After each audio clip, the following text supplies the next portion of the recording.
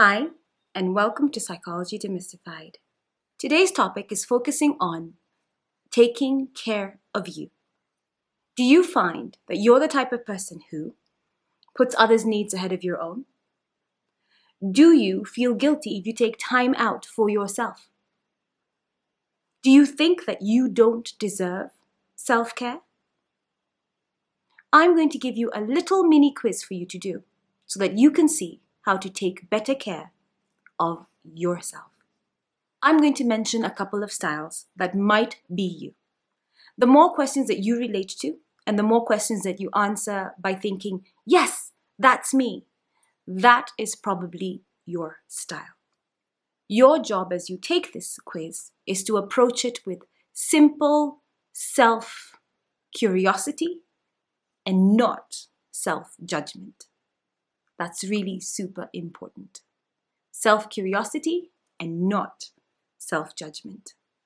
The way we're wired, the way our personalities are wired, sometimes we prioritize surviving rather than being happy. And that's not unusual. So you will find that as you take this quiz, there are some things that will make you realize that sometimes you do put your emotional well-being on the back burner. And also, sometimes you do put self-kindness on the back burner. But this is not a time to judge yourself.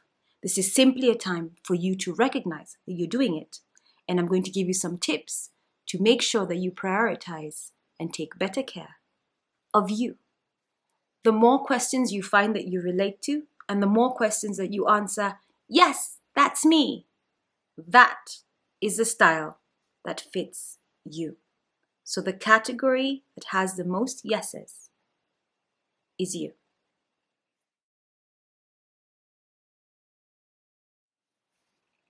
So let's get started on style number one. Style number one is a caregiver. And here are the questions. So see which ones you answer, yes, that's me too. Because that will help you figure out whether this is your style.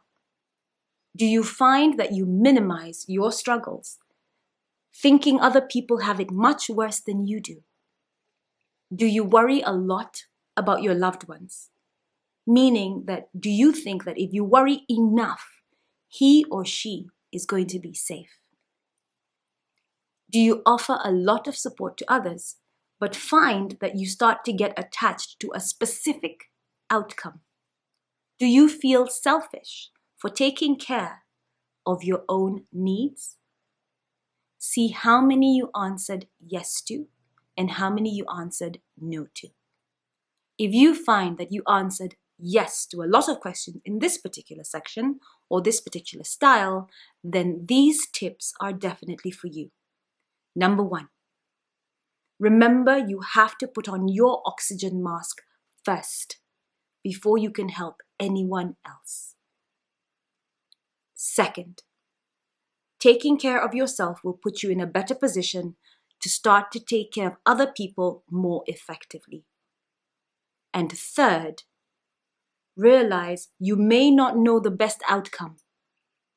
And it's tough, but letting go of control is what you need to start to do. The next category is the intellectual category. So listen to the questions and see which ones you relate to. And if you have many where you think, yes, that's me, then this is a style that suits you. Number one, do you find that you get stuck in your head? Number two, do you obsess a lot? Number three, do you try to solve problems using rational thought? Remember, the more yes, that's me that you have in this section determines whether this is your style. And if this is your style, here are your self-care tips. So self-care tips for the intellectual. Number one, realize that not everything can be solved. Some things just are the way they are. Number two, emotions can be difficult and messy, but they can be a great source of information and a pathway for you to heal. Style 3, perfectionist. Is this you? Let's find out. Number 1, do you feel that you're never good enough? Do you find yourself feeling inadequate, whether it's in your relationship or your career or your friendships? Number 3, do you tend to criticize yourself? If you answered, yes, that's me, yes, that's me, and yes, that's me, here are self-care tips for you, the perfectionist. Number 1, always remember that to be human is to be imperfect. We are all in the same boat. Number 2, forgive yourself for any mistakes you have made or that you think you have made. And number 3, dear perfectionist, there is no perfect way to do self-care. Style number 4, individualist. Is this you? Let's find out how many yes, that's me's that you have. Number 1, do you have trouble sharing your feelings? Number 2, do you value being strong and in control? Number 3, do you pride yourself on being self-reliant? I don't need anyone. I've got this. Is that you? If it is, no self-judgment allowed. Here are your self-care tips, dear individualist. Number 1, consider how good you feel when you help others. Why not give someone else a chance to help you when you reach out for help? Number 2, know that it is not a sign of weakness to ask for support. It's actually seen as a sign of strength. Style number 5, the survivor. Could this be you? See how many you answer, yes, that's me too. Number 1, do you feel that you don't deserve love and attention? Number 2, do you feel badly about yourself and therefore think that you are bad? Number 3, when you start to be kind to yourself, do you experience intense and unpredictable feelings? Number 4, do you find that you start to shut down emotionally, even when you're feeling really good about everything? If you are this survivor style, here are some self-care tips for you. Number 1, give yourself permission to practice self-care and self-compassion in small, tiny doses at first. Number 2, please remember that when you shut down, this is your way of surviving. It's what you've learned. So reassure yourself that you're actually safe now and that you don't always have to shut down. Number 3, recognize that self-criticism is common, especially if you've heard negative messages over and over again as a child. Realize that these negative voices are voices that are there from a long time ago. They are not your present. So leave them in the past. Leave them in the past. The next style is the workhorse. Is this you? Number 1, do you find that you have trouble slowing down? Number 2, do you find that you're someone who's constantly working? Just working all the time. Number 3, do you find that you're someone who's always in the doing mode? You're always doing something rather than being in a particular place. Are you always busy doing something? If you find that you have a workhorse style, here are some self-care tips just for you. Number 1, always remember that there will never be the perfect time to take care of you. Something will always get in the way if you let it. There will always be another job waiting. There will always be another paper that you have to finish. There will always be something else waiting. So you have to remember that there will never be a perfect time to take care of you. You have to make that time. Number 2, please start to watch out if you turn your self-care practice into another thing on your checklist of to-dos. The next style is for the butterflies. Are you a butterfly? Let's find out.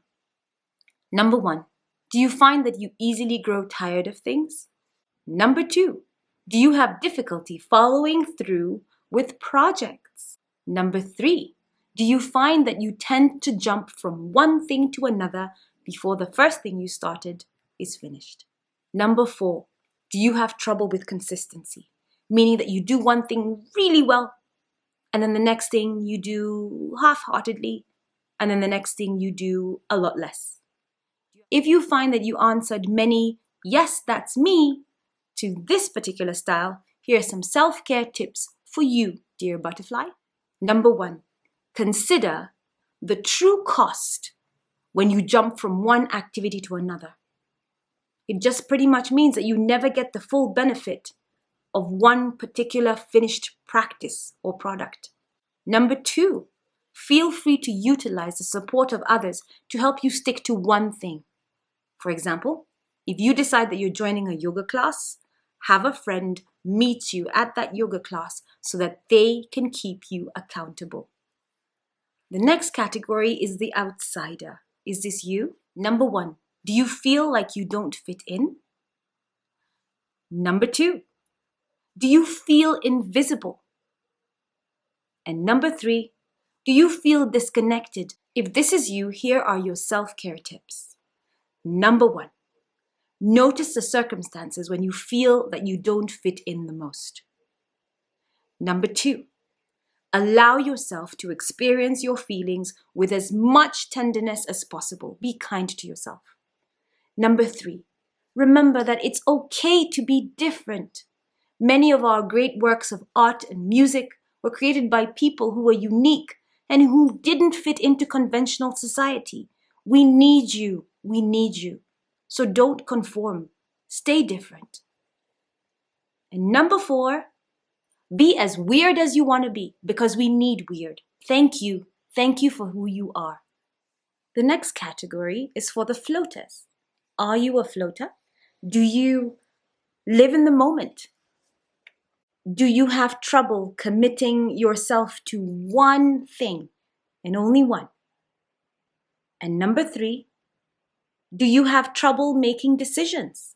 If you answered, yes, that's me, to these questions, then here are some self-care tips for you, dear floater. Number 1, watch out for easygoingness turning into avoidance or passivity. If you find that you're too lax and too easygoing, then take note of that. Number 2, take time to ask yourself what matters most to you. What is going to help guide you in your self-care and your compassion? The next category is for the moralists. Are you a moralist? Let's find out.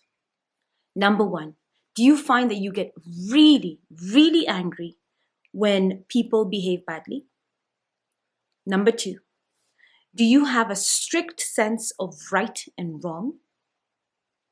Number 3, do you feel surprised when people don't behave the way you think they should?